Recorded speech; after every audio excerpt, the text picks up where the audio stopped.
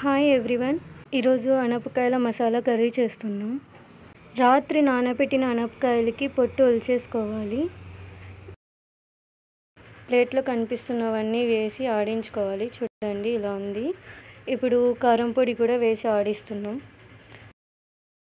ఒక గిన్నెలోకి అనపకాయలు, ఉర్లగడ్డ, వంకాయ, పసుపు, ఉప్పు, అలాగే కొన్ని వాటర్, ఆడిచిన మసాలా వేసి వాటర్ కూడా యాడ్ చేసుకోండి. ఇప్పుడు స్టవ్ మీద పెట్టండి.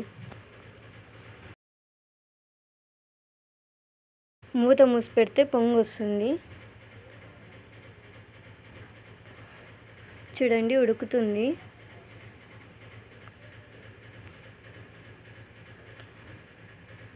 ఉడుకుతున్న అనపకాయలు ఒకసారి చెక్ చేసుకోండి. ఉప్పు, కారం అన్నీ సరిపోయా లేవో చెక్ చేసుకొని, ఒకవేళ తక్కువ ఉంటే యాడ్ చేసుకోండి. కర్రీ ఉడికిందండి.